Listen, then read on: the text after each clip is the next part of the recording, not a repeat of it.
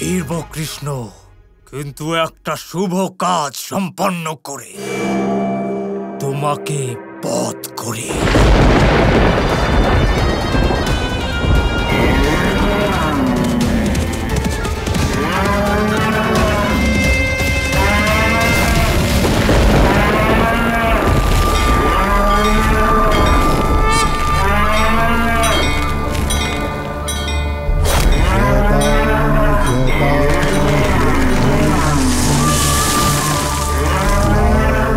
তুমি তো একজন গোয়ালা, একটা ষাঁড়ের হত্যা তোমার জন্য মহাপাপ।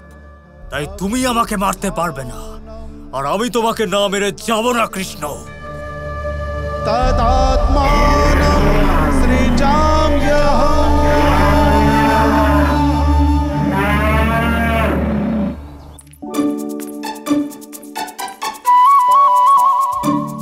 রাধা নতুন প্রেমের আনন্দ একা বসে মিষ্টি মিষ্টি স্বপ্ন সাজিয়ে করতে হয়, এরকম এইভাবে ব্যাকুল হয়ে ঘুরে বেরিয়ে নয়।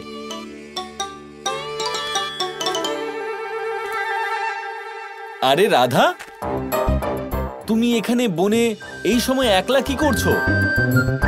তুমি তোমার বন্ধুদের সঙ্গে বাড়ি যাওনি কেন? আসলে ব্যাপারটা হচ্ছে, এখানকার আবহাওয়া এত সুন্দর, এত ভালো যে এখান থেকে যেতে ইচ্ছেই করছে না। তাই ভাবলাম কিছুক্ষণ এখানে থেকেই যাই। আচ্ছা আচ্ছা আচ্ছা, আবহাওয়া ওরকম হয়। তার মানে তুমি কৃষ্ণকে খুঁজছো না, তাই তো? ঠিক আছে কানাই, চলো তাহলে আমরা বাড়ি ফিরি।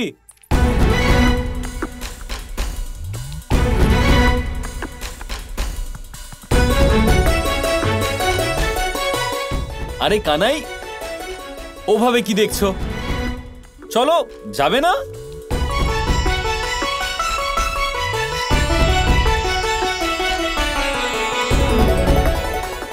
দেখো রাধা, তুমি আমাকে একটা মিথ্যে বললে, তাই আমিও তোমাকে একটা মিথ্যে বলে দিলাম। তাই আমরা এখন সমান সমান, ঠিক আছে? এমনিতে সব জানি আমি যে তুমি এখানে কৃষ্ণর জন্যই অপেক্ষা করছো, আর ও তোমার জন্য ওখানে ফুল আনতে গেছে। কিন্তু এটা ভাবার বিষয় যে কেউ কারোর জন্য ফুল আনতে এত বিশাল আর দুর্গম পর্বতে কেন যাবে? কারণ কারণ কারণ আমরা বন্ধু। নাও, কানাই বলে এটা মোহ, রাধা বলে এটা বন্ধুত্ব। আরে আসলে এটা প্রেম বাবা, প্রেম। এটা কেউ কেন বলছে না ওদের?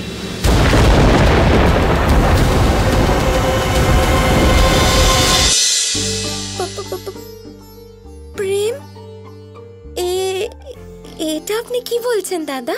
সেটাই রাধা, যা আমি অনেক দিন থেকে জানি, যে তুমি কানাইকে ভালোবাসো। বাসো তো? বাসো না? আর কানাই, ও তো ভালোবাসে তোমাকে। সত্যি?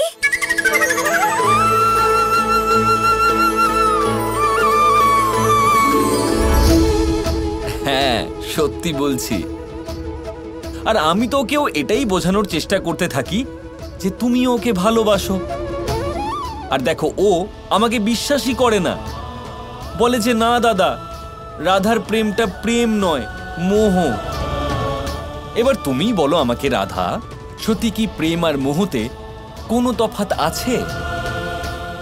নেই তো?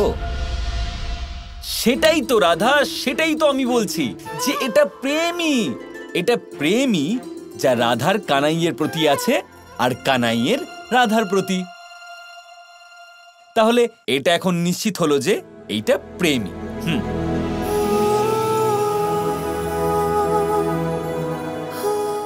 বলো রাধা, তাহলে তুমি নিশ্চিত তো যে এটা আসলে প্রেমই?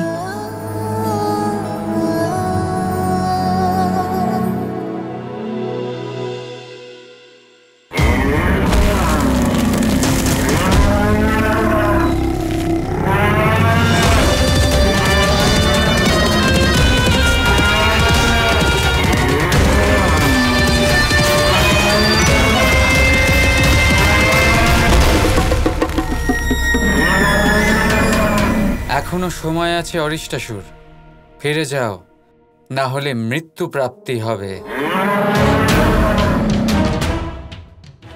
তুমি হাস্তিনকেও মারোনি, কারণ ও ষাঁড় ছিল, গো বংশেরই একজন।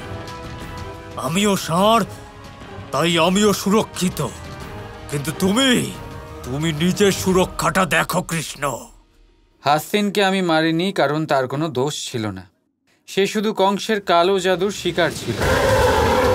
আমি তাকে সেই প্রভাব থেকে মুক্ত করেছি। কিন্তু তুমি অরিষ্টাসুর, তুমি ষাঁড়ের রূপ ধারণ করা এক অসুর।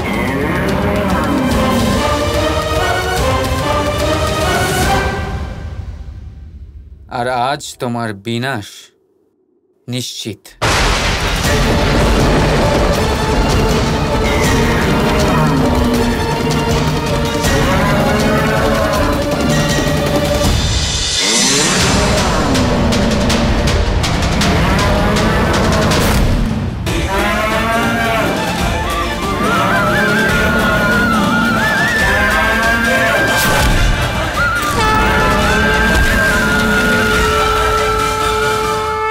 বংশ আমার খুব প্রিয়, আর আজ তোমার বিনাশ এই সংসারের জন্য উদাহরণ হবে যে আমাদের প্রিয়জনের রূপে আসা অশুভ শক্তিও অশুভ শক্তিই হয়, আর এই অশুভ শক্তিকে বিনাশ করতেই হয়।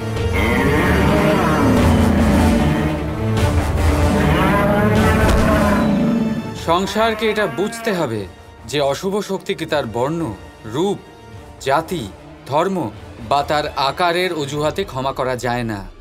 যে কোনো আসুরিক শক্তি বন্ধুত্বের মুখোশ পরে আসুক বা শুভাকাঙ্ক্ষীর রূপ ধারণ করে আসুক, সেই আসুরিক শক্তি বিনাশেরই যোগ্য হবে।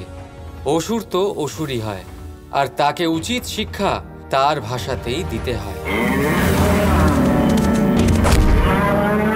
দয়া দিয়ে নয়, দণ্ড দিয়ে।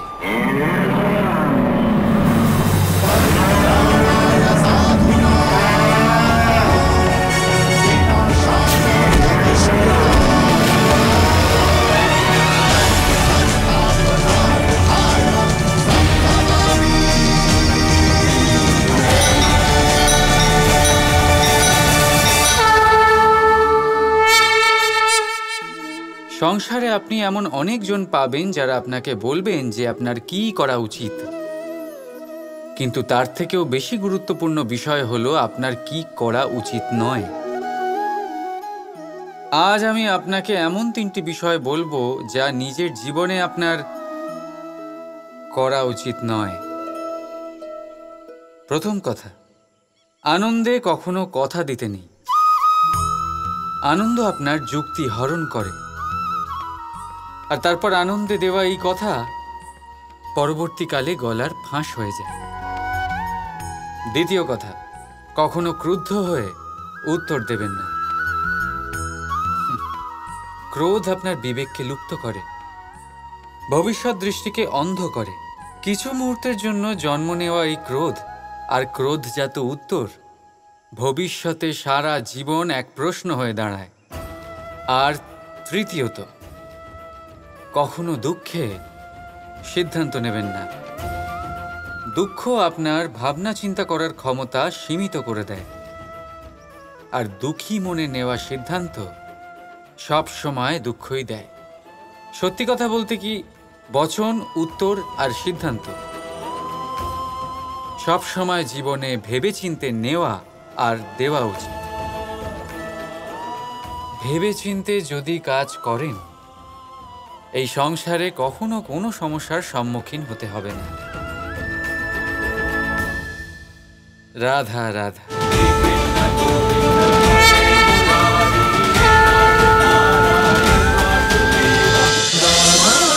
Krishna Krishna Krishna